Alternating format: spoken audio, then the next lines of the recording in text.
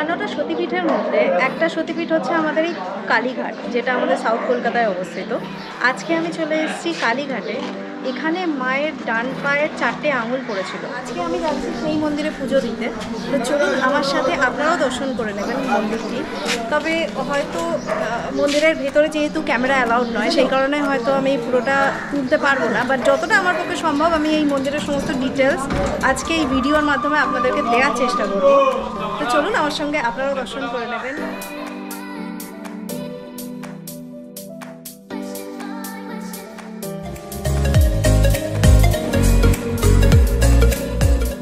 কালীঘাট মন্দির কলকাতার একটি প্রসিদ্ধ কালী মন্দির এবং 51 সতীপীঠের অন্যতম হিন্দু তীর্থক্ষেত্র।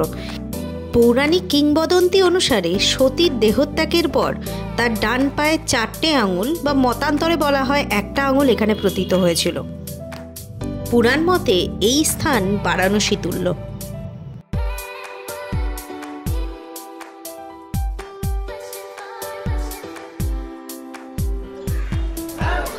দক্ষযজ্ঞের পরে উমা যখন দেহত্যাগ করেছিলেন, মা দুর্গা যখন দেহত্যাগ করেছিলেন, সেই সময় তার শরীরটাকে নিয়ে মহাদেব তাণ্ডব শুরু করে দিয়েছিলেন। তিনি পুরো পাগল হয়ে গেছিলেন এবং সেই সময় পৃথিবী পুরো রসাতলে যাওয়ার মতো অবস্থা।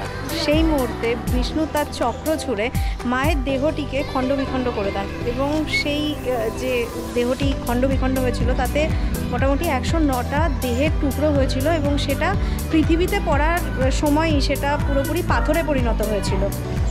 তার মধ্যে সেই মায়ের দেহের টুকরোগুলো যেখানে যেখানে পড়েছিল সেই জায়গাগুলোকেই মায়ের সতীপীঠ হিসাবে ধরা হয়। এই মন্দিরে আসার সবথেকে সহজ উপায় হলো কালীঘাট মেট্রো স্টেশনে নেমে 1 নম্বর গেট দিয়ে বেরিয়ে ঈশ্বর গাঙ্গুলি স্ট্রিট ধরে সোজা হাঁটা শুরু করুন। এখান থেকে আপনাদের মিনিট 5 লাগবে। প্রত্যেকটা রাস্তায় যেখানে যেখানে আপনাদের গলি পরিবর্তন করতে হবে সেখানেই গলির মুখেই আপনারা একটা করে হোর্ডিং দেখতে পাবেন যে মন্দির এই রাস্তায়। সেগুলো দেখে 5 মিনিট হাঁটলেই আপনারা পৌঁছে যাবেন কালীঘাট মন্দিরে। আমরা মন্দিরের প্রায় কাছাকাছি চলে এসেছি। মেট্রো স্টেশনের 1 নম্বর গেট দিয়ে আমি বেরিয়েছিলাম। বেরিয়ে পাশ দিয়ে হেঁটে এসে এই 2 মিনিট মতো আমি হাঁটছি। হেঁটে এখন আমি যাব মন্দিরের দিকে। অলরেডি আমি দেখতে পাচ্ছি যে কিছু কিছু মানুষজন ফিরছেন, তারা হয়তো তাদের পুজো দেওয়া হয়ে গেছে এবং আশেপাশের লোকজনকেও জিজ্ঞাসা করলাম, সবাই বললো যে প্রায় মন্দিরের কাছাকাছি এসে গেছি। তো হাঁটা পথে মেট্রো স্টেশন থেকে আপনাদের মোটামুটি 5 মিনিট মতো লাগবে। তো চলুন আমার সঙ্গে।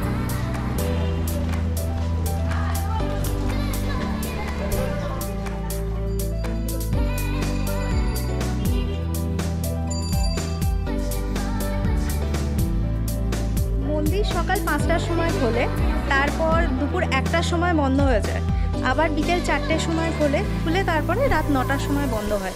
তো দর্শন করতে চাইলে আপনারা কিন্তু 12টার মধ্যে মন্দিরে ঢোকার চেষ্টা করবেন, কারণ তারপরে বেসিক্যালি গেট বন্ধ হয়ে যায়।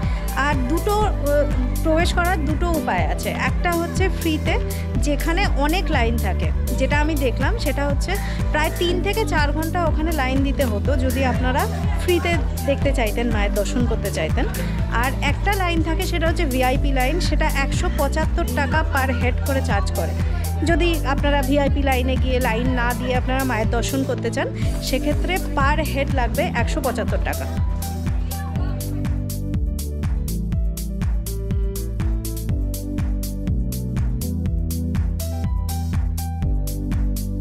মিনিট 5-7 হাঁটার পরে আমি পৌঁছে গেলাম কালীঘাট মন্দিরে। এটি হলো কালীঘাট মন্দিরের মেন গেট, যেটা সামনে দেখা যাচ্ছে। আর পিছনে মায়ের মন্দিরে এখন কিন্তু কাজ চলছে।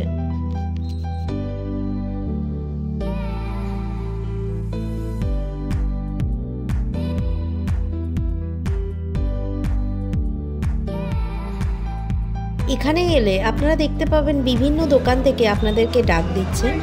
আপনারা একটা দোকান চুজ করে সেখানে দরদাম করে তবেই কিন্তু পুজোয় ঢুকবেন। যে দোকান থেকেই আপনারা ফুলের ডালা বা মায়ের পুজোর সরঞ্জাম কিনবেন সেখানেই কিন্তু জুতো রাখার ব্যবস্থা থাকে, তার জন্য আলাদা করে কোনো চার্জ নেওয়া হয় না। আমি এখানে জুতো রেখে বেরিয়ে পড়লাম ডালা কেনার উদ্দেশ্যে। ডালা কেনার জন্য আপনাদেরকে দরদাম করে নিতে হবে। এখানে মিনিমাম প্রাইস পাওয়া যায় 101 টাকার ডালা, আর সবথেকে বেশি দামের পাওয়া যায় 501 টাকার ডালা। 501 টাকার ডালাতে মায়ের শাড়ি, চুনরি সব কিছু থাকে।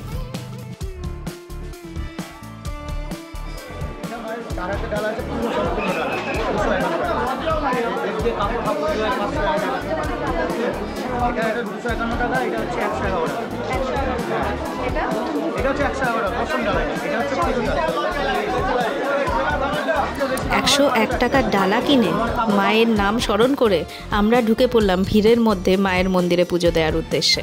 কালীঘাট মন্দিরের ভিতরে কোনোভাবেই ক্যামেরা অ্যালাউড নয়, সেই কারণের জন্য ভেতরের ফুটেজ তো আমি আপনাদেরকে দেখাতে পারলাম না, তবে মায়ের মূর্তি সম্পর্কে কিছু আপনাদেরকে বর্ণনা দিয়ে দিই।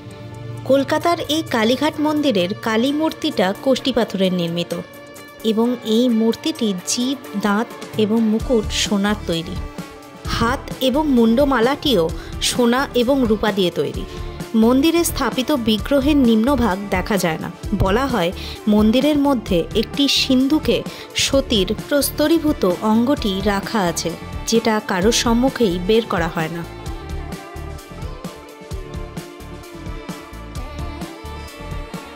আমার মায়ের পুজো দেওয়া হয়ে গেছে, আমি ভেতরে ঢুকেছিলাম। আমি 175 টাকা দিয়ে ঢুকেছিলাম, কারণ এরপরে আমাকে আবার অফিস যেতে হবে।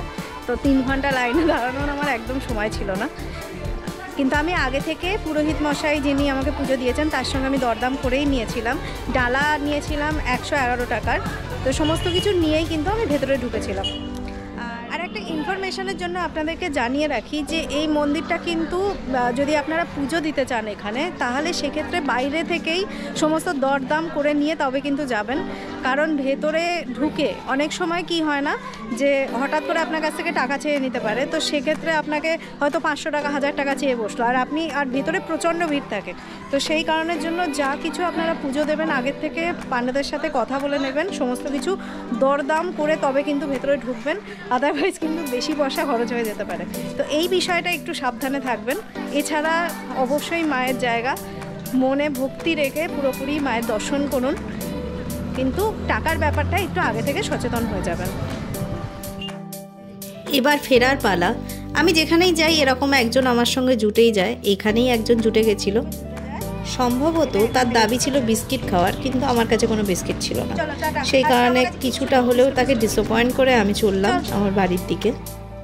ছুটির দিনে বাচ্চা কাচ্চা সব রাস্তার উপরে ক্রিকেট খেলছিল, দেখতে বেশ ভালো লাগছিল, কিন্তু যাই হোক সময় নেই, তাই চললাম অফিসের দিকে। মন্দির দর্শন করা শেষ, এবার আমি ফিরছি আমার অফিসের উদ্দেশ্যে। আমি এবার মেট্রো স্টেশনে ঢুকবো আবার।